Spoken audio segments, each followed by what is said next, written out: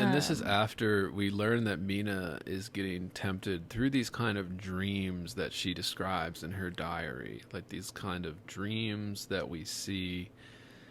And it always fascinates me, like this kind of use of dreams. And I wanted to ask about, like, kind of why Or like this trance state. Yeah. And the hypnotizing, yeah, like the hypnotizing and all that, right? This goes with the There's seances, a lot of the spiritual hypnosis. shit. Yeah. So yeah, Van Helsing keeps hypnotizing her to try to read her mind or get her to like say what she has seen through this, like she apparently has like this sort of Harry Potter like access to Dracula. They're connected because she's drank his blood. Yeah. So yeah. It does have a very Harry Potter kind of Voldemort thing going on. Like, oh. Yeah. Or you could say Harry Potter has a Dracula thing going on.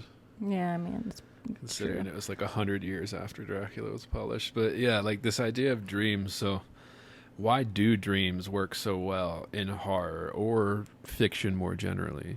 Oh, because we don't know what to make of them, right? I mean, because there's so much left to interpretation, because after so many years we still haven't figured out precisely what dreams are about, because they're mysterious.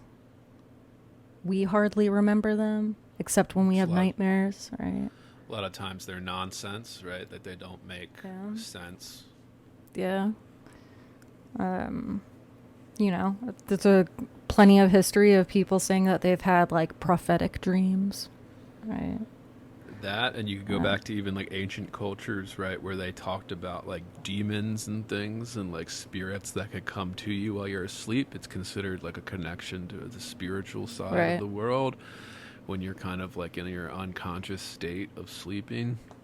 I think that could be, maybe that's why horror exploits it so well. You're also vulnerable in sleep. Premonitions, yeah, like this kind of, there's so many different ways to do it. And maybe that's why, because it's just such a useful tool in terms of like crafting a story around, or adding that element of mystery. It can be fun, right? It's like a dream. Like, you know, adding dreams is like a whole fucking playground, because you can make anything happen. And you know, you can make anything happen. Yeah. It's like a good, like Sophie said, it's a good way to like play, think of it as a playground. And you can go the other way with this, right? So if you lean too hard into that, well, then you start going to the danger of the dream not making sense, not just to the character, but like not making sense to your reader either. Like there has to be like a tie up, but I think it's used well here. I don't think it's like especially exciting the way it's used.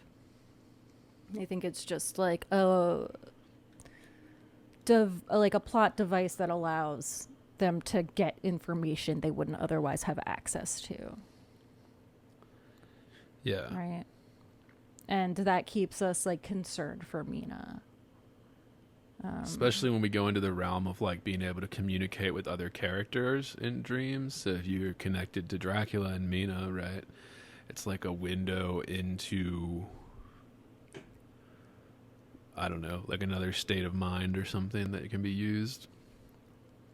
Yeah. And, you know, they, well, and sleep is also, I mean, this isn't about dreams, right? But it's also the thing in the book that makes everyone vulnerable, including the vampires, right? It's where everyone is the most vulnerable.